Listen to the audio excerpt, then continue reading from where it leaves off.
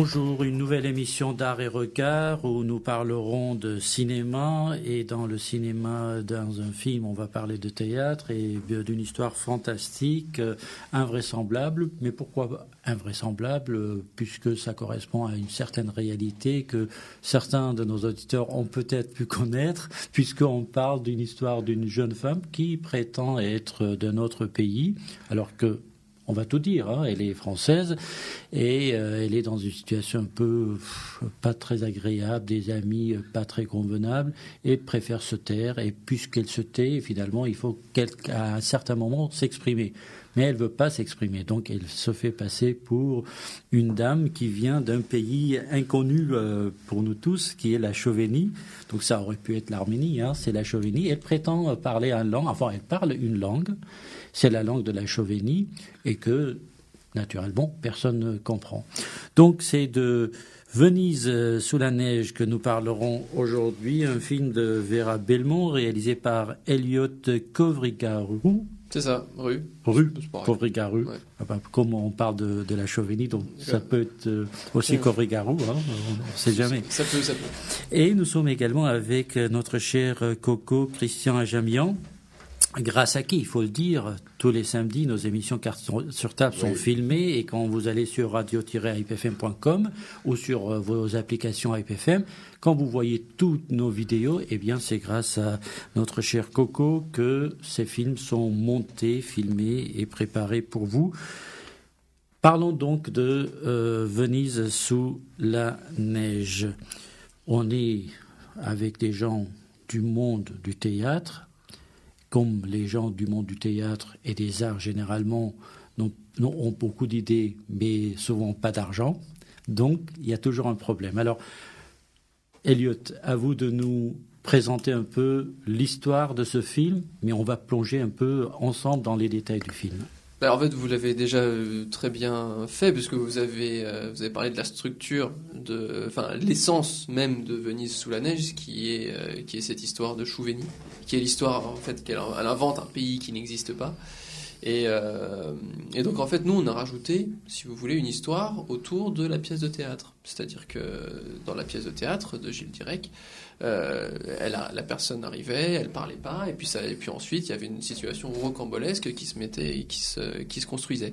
Or nous, on a fait en sorte que un des personnages principaux soit à la recherche. Vous aviez peur au début de l'émission qu'on parle en arménien, hein, que vous soyez oui, ici. non, mais c'est parce que vous avez commencé à parler en arménien avec les gens autour et tout, donc je me suis dit, moi je parle pas arménien, donc ça va être compliqué, mais bon, finalement en français c'est très bien. Vous parlez très bien français, donc allez-y. Donc ça sera français. Ça sera français. Mais néanmoins, je tiens à faire une petite parenthèse. C'est très lié, déjà parce qu'on l'écoutera, on l'a écouté. Oui, on va écouter Gilles Dyrek qui va nous expliquer le pourquoi de cette langue. Exactement, parce que ça vient de Gilles Dyrek, et que l'idée de nous montrer la pièce initialement, c'est Christian Ajamian qui l'a eu. Parce que c'est lui qui nous a amenés au théâtre, donc c'est forcément lié quand même à la communauté arménienne. Alors, justement, Christian, Coco, comment cette idée est née? Vous connaissiez Gilles Dyrek? Alors oui, comment j'ai connu Gilles Dyrek? C'est aussi grâce à la communauté arménienne. C'est-à-dire Gilles, je le connaissais de vue parce que son fils et mon fils étaient dans la même classe, donc fatalement on se voit devant l'école Saint-Mesrop. Et un jour, l'école Saint-Mesrop faisait son spectacle de fin d'année, et la directrice, naturellement, a été vers les papas qui étaient déjà dans le spectacle, dans le spectacle vivant. Bon, étant déjà 30 ans à Navasat, ensuite actuellement à Yeraz, donc m'occupant de la scénographie en tant que danseur, en tant que réalisateur, et m'occupant des DVD, etc. Naturellement, la directrice d'Igin Sirarpi est venue vers moi en disant, voilà, je vous présente monsieur Gilles Dyrek, qui est metteur en scène, et vous qui faites de la scénographie, je voudrais que vous, ensemble, vous mettiez en scène le prochain spectacle de fin d'année de l'école, qui, cette année, va avoir la chance d'obtenir le Grand Théâtre d'Alfortville. Donc, on voudrait faire quelque chose en grand. Donc, ils nous font appel, nous, en tant que professionnels de spectacle. Donc, du coup, on se retrouve, moi et Gilles, côte à côte, à travailler pour l'école arménienne. Et un jour, pendant le travail, fin de journée, Gilles me dit « Ah bah tiens, aujourd'hui, il me manque un comédien. Est-ce que tu veux venir me voir sur scène ?» Je me retourne, je dis « Ah bon, t'es aussi comédien ?» Il me dit « Oui, j'ai une pièce que je tourne depuis des années, qui s'appelle Venise sous la neige. Je dis, why not? Du coup, je vais le voir. Écoute, mort de rire du début à la fin, cette pièce. Je me dis, mais c'est incroyable. Le lendemain, en travaillant, je dis, mais Gilles, tu veux pas en faire un film de ta pièce? Il me dit, arrête, ça fait 10 ans que j'en rêve, ça marche jamais. À chaque fois, on me propose et puis ça marche jamais. Je dis, écoute, je promets rien, mais voyons. Et moi, direct, j'appelle mon mentor du cinéma, Vera Belmont. Je dis, Vera... Avec qui vous avez déjà travaillé sur plusieurs donc, projets. On avait fait déjà le premier court-métrage d'Eliott ensemble, où j'avais accompagné Eliott, et Eliott faisant déjà aussi des musiques de mes documentaires. D'ailleurs, notre musicologue ici, Edouard Bassegnan, le documentaire qu'on a fait sur son travail, Le Louvre, c'est Eliott qui en a fait la musique, gracieusement d'ailleurs. Et donc la relation était née comme ça en fait. Et là-dessus, moi j'étais en train de chercher un sujet pour réaliser un film avec Vera. Et on va voir la pièce. Vera, ça lui plaît. 2 jours après, elle me demande est-ce qu'on peut retourner voir la pièce? Je me dis ça mord. Et à ce moment-là, Vera vient avec Eliott. Et à la fin de la pièce, demande à Eliott est-ce que ça te plaît? Eliott dit moi j'adore. Et c'est là que Vera me demande est-ce que tu veux pas qu'on laisse à Eliott que ça soit son premier long, ce sujet? Je dis mais l'important c'est que ça se fasse. Et du coup, voilà, j'ai amené Gilles chez Vera, ils sont entendus, donc les agents, les avocats, elle a acheté les droits et Eliott a écrit l'adaptation. Et elle a commencé à réaliser 5 semaines de tournage. Donc on va entendre Gilles nous expliquer un peu son parcours par rapport à ce film et comment on en est arrivé là. Et puis on va poursuivre avec vous, Eliott, la suite de l'histoire. Et ni 11h ni 12h, je vais pouvoir être disponible et j'aurais adoré venir faire un énorme Parev à Menoun. Ah oui, bah oui. Parce que, non, pour une raison très précise, c'est que cette pièce... Venise sous la neige, dont s'est inspiré Eliott pour le film, c'est un énorme clin d'œil à la communauté arménienne. C'est-à-dire puisque moi j'ai épousé Zovina, dont les 4 grands-parents sont arméniens, qui est complètement bilingue, et qui m'avait dit mais moi je peux pas concevoir que les enfants ne parlent pas arménien. J'avais dit c'est pas trop compliqué, il suffit que j'apprenne aussi du coup. Voilà. Ce que j'ai fait. Et à force de m'entendre dire après par tous les copains arméniens, ah bon, tu parles arménien, mais t'as appris comment? C'est pas trop dur pour toi? Alors vas-y, dis-moi comment on dit bonjour, comment on dit merci. Et j'ai repris tout ça pour en faire une pièce. Et j'ai complètement décalé, puisque dans la pièce, ça ne se passe pas avec une Arménienne, mais avec une habitante d'un pays que j'ai inventé, qui est la Chouvénie, qui est même pas une habitante de la Chouvénie, puisqu'elle se fait passer pour une originaire de ce pays. Mais à la base, l'inspiration de la pièce, c'était ça. C'était Alfortville. Et à l'époque, j'habitais à Alfortville. Oui, en plus. Ouais. Oui. Face à la piscine. C'est vrai que moi, ça m'a étonné. Au début, pour moi, tu étais arménien. Donc, tu vois, je pensais même pas que tu étais, parce que moi, je t'ai connu parlant arménien. Mais quand j'ai su après que tu n'étais pas arménien et que tu parlais un arménien aussi makour, j'ai dit, mais c'est juste incroyable. Donc là, c'est là, Achkes Madar. Paliès. Donc c'était Gilles Derek avec vous, Coco, dans cette discussion amicale pour nous dire un peu son parcours et son lien avec les Arméniens. Qui disait qu'il ne pouvait pas être là parce qu'il voulait être ici à l'émission avec nous, mais pour qu'il raconte plus amplement. Mais voilà, j'ai dit au moins, raconte-moi pour les auditeurs. Alors, quelques histoires par rapport à ce film, donc l'avant-première c'est lundi.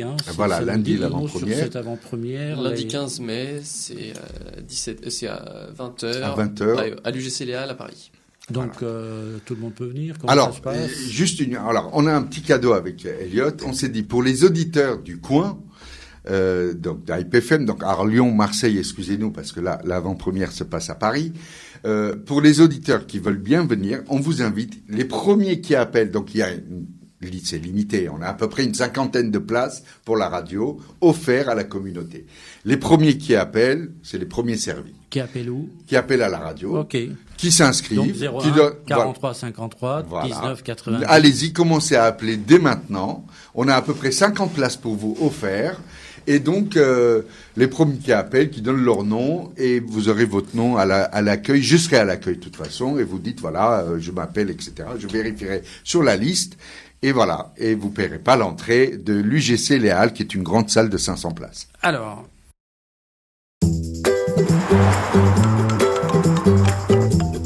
Bah c'est bon, te gêne pas, tu peux lui répondre. On commence pas. Je suis pas complètement conne non plus.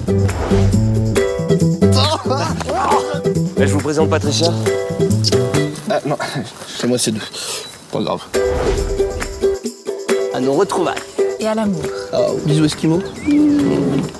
Oh, chouchou. Pourquoi es-tu chouchou? Vous avez compris la référence? J'en ai tellement marre de tes plans foireux. Tu vas faire la gueule toute la soirée? Patricia, elle a toujours pas dit un mot. Peut-être qu'elle est muette. Et pas française. Patricia, toi, vouloir salade? Ravache slava vanigrod. Arrête, s'il te plaît. Bah, laisse-la s'exprimer, enfin, elle a pas encore dit un mot. Ton pays? What are you from? Slovenia. La Chouvénie. Ah, mais c'est pas là où elle est Krouchner à un moment? Varoš Christophe Souka. Patricia, dis-leur que t'es française. Patricia. Y a pas de honte à être avec une étrangère. Arrête tout de suite. On a réuni des médicaments. It's for you. Pour Chouvenia. Mais regarde comme ça lui fait plaisir. Chouvénie. Cette boule, c'est un petit peu comme une boule magique. Ça représente quoi? Venise. Tu l'as acheté à Venise? Non, à Carrefour. Bisous mitraillette. Une sacrée tête de cochonne, ta Chouvaine.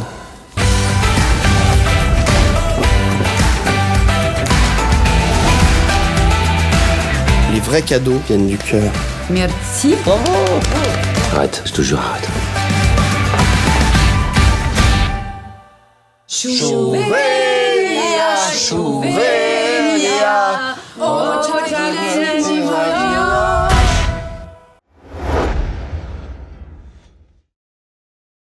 Elliot, donc c'est l'histoire d'un couple, c'est l'histoire d'un théâtre et le besoin de trouver des financements. Et donc ce couple-là, français, qui parlent tous les deux très bien français, jusqu'à un certain moment dans l'histoire, ils vont chez un copain. Et vous commencez avec des petits clins d'œil très agréables parce qu'il y a beaucoup d'humour dans ce film. Finalement, c'est un film très drôle. Comique, oui. Et ça commence avec cette histoire de fleurs. Finalement, on oublie d'amener un cadeau chez les copains et puis on arrache des fleurs dans leur jardin et ça commence comme ça. Oui, c'est le premier petit indice sur le comportement de chacun. Mais après les chouchous, c'est chez qui ils sont le prennent quand même plutôt bien. Mais c'est vrai que il y a une succession de petites situations comme ça qui pour donner le ton. Si vous voulez. Ils le prennent bien parce que eux-mêmes ils sont un peu bizarres. Mais parce que même ils sont aussi intéressés. C'est ce qu'il faut retenir aussi de beaucoup du film, c'est que les deux couples veulent des choses. Alors que veulent les uns et les autres? Alors le problème c'est que je peux pas trop dévoiler parce que sinon je dévoile une belle partie de l'intrigue. Mais si vous voulez, le couple qui vient chez ses amis veulent la subvention veulent obtenir une subvention pour monter une pièce de théâtre. Et dans le même temps, le couple qui les reçoit, joué par Arthur Jugnot et Élodie Fontan, veulent aussi quelque chose parce qu'Élodie Fontan, dans le film, alias Nathalie, est comédienne. Donc elle attend peut-être aussi quelque chose de Christophe. Alors, on l'a dit, c'est un ami assez bizarre tout au long du film. Pourquoi le choix de ce caractère? Parce qu'il doit y avoir un message en dehors du fait de vouloir faire rire. Quel caractère? Le copain, le chouchou. Le chouchou, alors ça, et encore une fois, c'est bien dommage que Gilles soit pas là avec nous parce qu'il pourrait encore mieux l'expliquer. Donc je pourrais que parler finalement de ma version du personnage de mon film.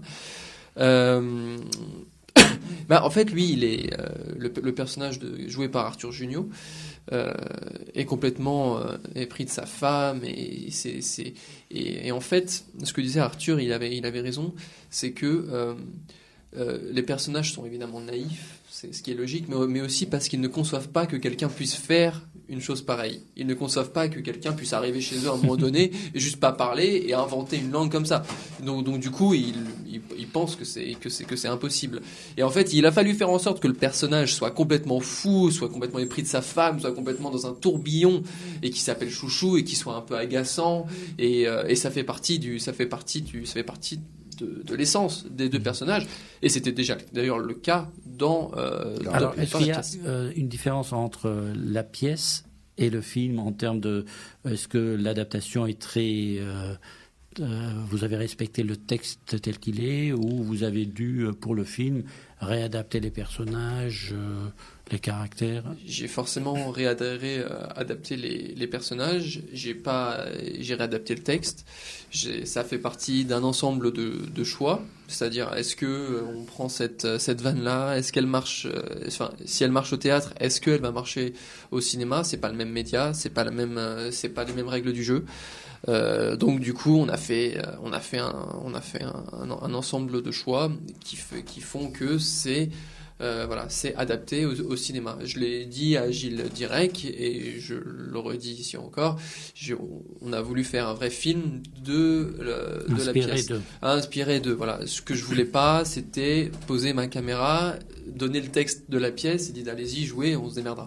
C'était vraiment créer un film solide avec des personnages qui soient riches et complexes. Alors justement, un personnage riche et complexe, c'est l'histoire de Chouchou. Il est assez extraordinaire, Junio, et il est peintre. Et il y a beaucoup d'hypocrisie dans cette relation parce que le copain est obligé de lui dire que tes tableaux, c'est captivant. Alors qu'il pense forcément le contraire. Mais c'est aussi de la politesse. Je veux dire, si quiconque ici, on se retrouve chez des amis qu'on n'a pas vus depuis longtemps, qui nous montrent ces tableaux, on va pas lui dire bon, ce que tu fais, c'est naze. C'est-à-dire qu'il y a aussi pas mal de relatifs savoir-vivre. On est bien élevé. On est bien élevé quand même. Donc c'est aussi ça. Alors cette dame âgée qui habite aussi avec les chouchous, elle a un rôle aussi. Pourquoi? Ça vient de la pièce ou c'est... Non, c'est si vous faites référence à la Tati, oui. C'est-à-dire c'est un personnage qu'on a inventé.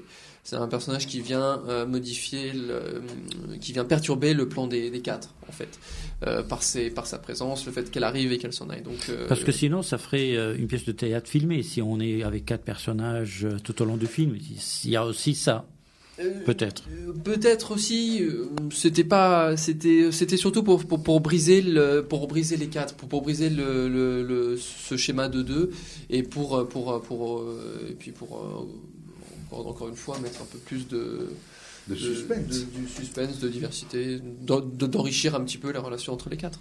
Alors il y a quelque chose d'extraordinaire que probablement beaucoup d'étrangers ont vécu, c'est le fait qu'on arrive chez les Français, et puisque vous venez d'ailleurs, les Français ont une tendance de vous donner les médicaments. Peut-être que dans votre pays, vous êtes malade et vous ne savez pas comment vous soigner, peut-être un tournevis, peut-être des choses comme ça, parce que vous êtes l'étranger, le pauvre étranger.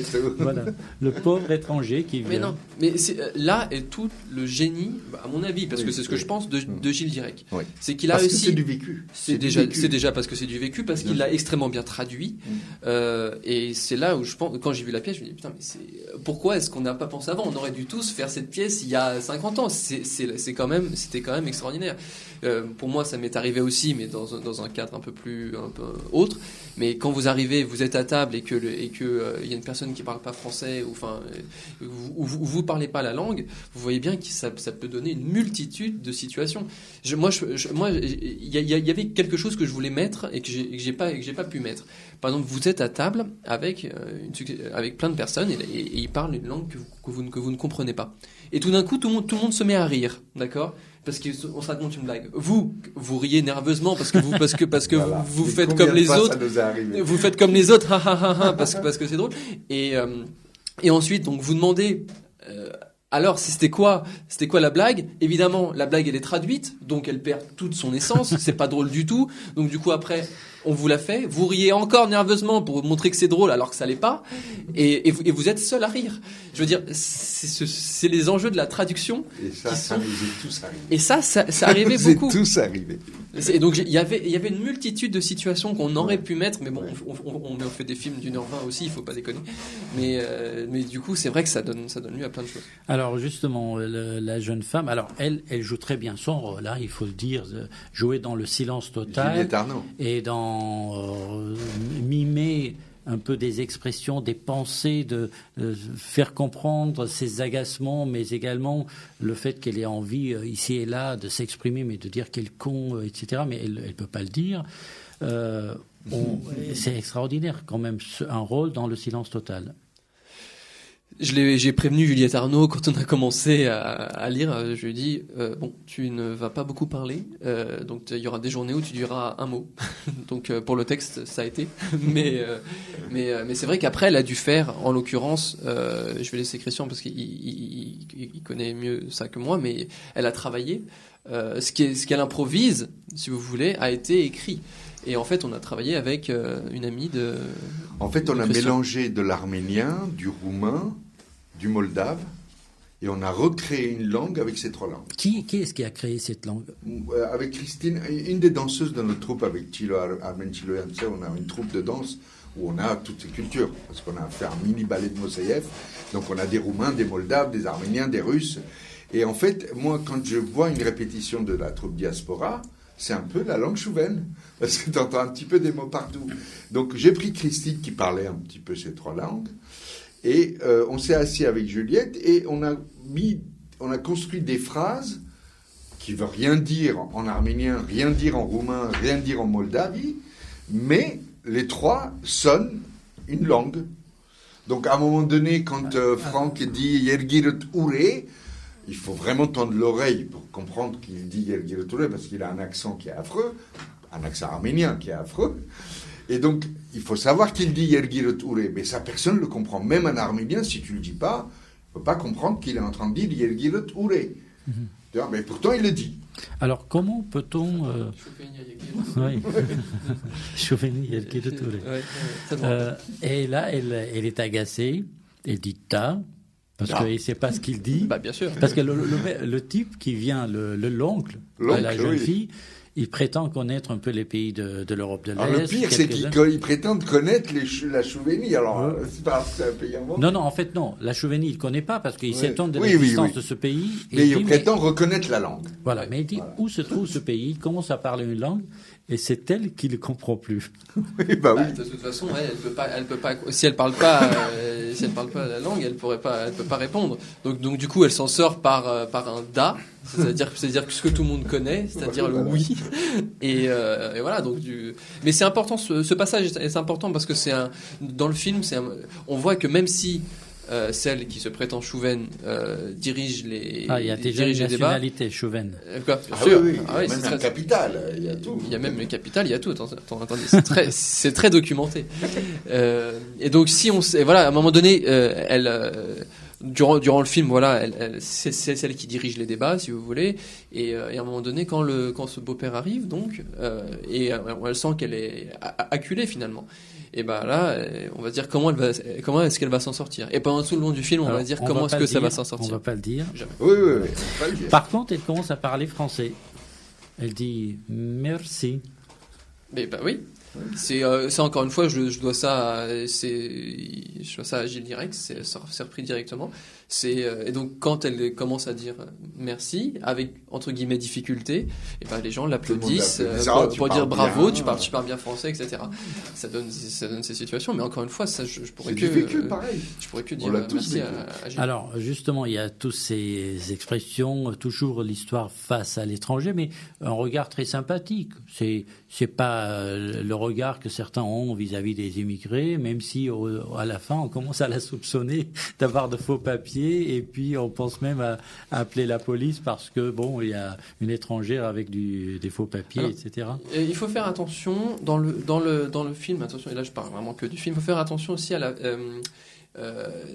c'est parfois c'est aussi une forme de banalisation du racisme, parce que c'est important de le dire, parce que ça traite aussi pas mal de ça. C'est-à-dire que il y a aussi une certaine dignité à avoir vis-à-vis des étrangers, etc. Quand on donne des trucs qui sont cassés, on se donne en bonne conscience, parce que avec ça c'est la phrase du film, avec une machine à raclette, tu te fabriques une mobilette. Enfin bref, en se donnant plein de raisons de donner des trucs qui nous servent pas, des trucs dont on se fout, des trucs qui sont cassés, etc. Bon, tout ça fait en sorte qu'on considère l'autre comme étant inférieur. Et d'ailleurs, ça se banalise. Hein, voilà, souvent. ça se banalise. Et tout ça, ce sont aussi des thèmes qui sont abordés dans le film, qu'il était aussi dans la pièce, mais qui sont abordés dans le film. C'est une façon. Le mot est peut-être un petit peu fort, mais c'est important de le dire. C'est une façon colonisatrice de penser la chose. Il y a un exemple qui est très très parlant. C'est quand, à un moment donné, Chouchou en dire. Ici, chrétiens, musulmans, chouven, ou normal, on est tous frères. Ou normal, quand il dit ou normal, c'est la même vanne que Coluche l'avait sorti dans le... C'est-à-dire, il y a les autres, et puis il y a les gens normaux. Nous, on est les gens normaux. Ces petits trucs racistes minuscules, cumulés, c'est un peu dénoncer tout ça, quoi. Alors, en plus, elle réagit très bien. C'est-à-dire qu'elle est vraiment dans son rôle de cette pauvre étrangère avec qui on donne des choses et elle commence à un moment donné à manger d'une manière tellement sauvage pour montrer que vous avez tellement raison, nous les pauvres, on ne sait pas ce que c'est la civilisation. Et on est venu apprendre. Enfin, on n'est pas venu apprendre, mais vous avez raison de nous traiter comme ça. C'est parce qu'elle joue à fond le rôle, surtout elle joue à fond le rôle que les autres lui ont attribué. Voilà. C'est très important de le penser comme ça. C'est-à-dire qu'elle voit bien qu'elle est traitée comme la dernière des sauvages, etc. Et donc du coup, elle en joue, elle joue à fond. À 200%. C'est ça qui fait la tendrie. On apprend aussi de ces étrangers. C'est-à-dire que quand on pose la question, alors vous, ça a été quand votre premier acte d'amour ? Et puis pour la Chevenne, c'est non, il n'y a pas d'acte d'amour avant le mariage. Et puis l'autre, les chouchous se regardent, ils se disent mais c'est pas croyable, pauvre Christophe, parce que tu n'as pas eu l'occasion avant le mariage. Et la jeune femme, elle dit mais c'est génial. C'est fini, interdit tôt. On va arrêter tout ça. Ben oui, parce que comme les chouchous, ils croient dur comme fer, ils y voient quelque chose d'un peu pur, d'un peu machin, etc. Bon, on voit que dans le film après, c'est pas tout à fait le cas, mais en tout cas, elle joue sur tous les plans et c'est ça qui en fait la drôlerie, quoi. Alors pourquoi le titre Venise sous la neige, Coco? Alors, Venise sous la neige, après, on va le voir dans le film parce que, en fait, par rapport à la pièce de théâtre, parce que dans la pièce de théâtre, tout bascule avec cette boule de Venise. La boule vous savez, les boules quand on remue et puis il y a la neige qui tombe là. Oui. Voilà. Bon. Et dans la pièce, c'est comme ça. Donc Gilles, un peu, vu que dans sa pièce, il y a deux phases. Il y a la phase avant la boule et après la boule de Venise. Donc voilà, c'est la bascule et Gilles avait pris ce titre. Nous, on a cherché différentes idées et franchement, on n'a rien trouvé qui allait être un meilleur titre que... Vraiment, on a cherché, on était à plusieurs à chercher. C'était le titre de la pièce de théâtre. C'était le titre de la pièce de théâtre. Moi, je trouvais deux intérêts à garder ce titre. D'abord, parce que la pièce, elle a tourné depuis 10 ans, et puis elle est jouée dans pas mal de pays, parce que la pièce est reprise. Moi, je peux même vous dire, je m'occupe d'une école de théâtre à Vincennes. J'ai connu la pièce comme ça, en fait, parce que les élèves prenaient des extraits de Venise sous la neige. Et ça fait que quand Gilles m'a invité pour la première fois à aller à la Comédie Bastille voir sa pièce, je me suis dit, mais je connais cette pièce. Et j'ai eu un doute même à savoir si c'était lui qui l'avait écrit, parce que je la connaissais. Je me suis dit, mais c'est un vaudeville connu qu'il a dû reprendre, j'ai du mal comprendre. Et à la fin, quand j'ai demandé à Gilles, mais c'est un vaudeville, il dit, non, c'est ma pièce. Je dis, mais je le connais, je l'ai déjà vu. Il me dit, ils ont pris des extraits de ma pièce, même dans l'école de Vincennes. Donc c'est une pièce qui est assez connue. Depuis 10 ans que ça tourne, il jouait, nous quand on a été le voir, il jouait la 100e, la 1000e, je ne sais plus exactement.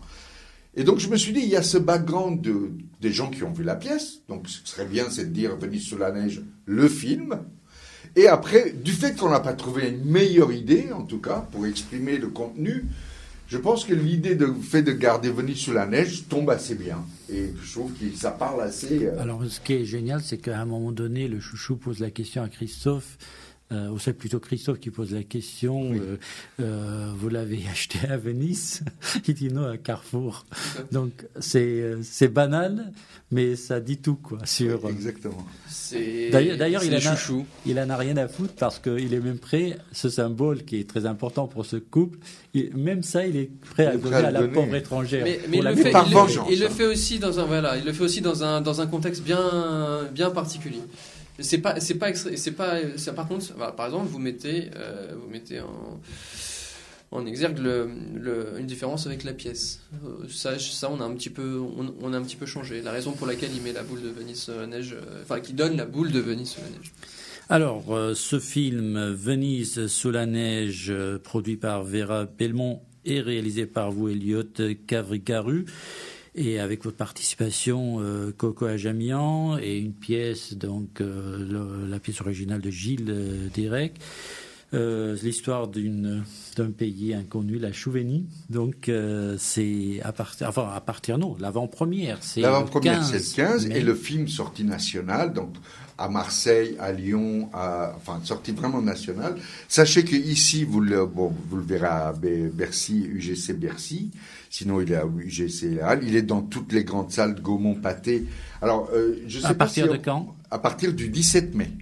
Le premier jour de... Ah, ça y est, c'est la sortie nationale, 17 D'accord. mai, on peut le voir partout, à Alors, Paris, Marseille. 50 places pour vous, chers auditeurs, mais Appelez. il faudra appeler à IPFM au 01 43 53 19 90. Nous prendrons vos noms. Et Voilà, puis nous les 2 entrées transmettrons gratuites chacun. à l'équipe de Venise sous la neige. Merci pour d'abord, félicitations pour votre premier long métrage. Ah, merci. Oui. Voilà, et donc merci pour cette visite. Et je vous dis à bientôt pour les prochains films. Alors, Merci à petite vous. chose, à la fin du film, il y a une scène que je peux pas dire, mais vous allez voir, et vous allez voir beaucoup de vos amis Alfortvillais, parce que on a à peu près 150 figurants qui sont essentiellement des gens d'Alfortville. Ah, il y a déjà 150 personnes. Figurants. Absolument. Merci beaucoup. Merci à vous.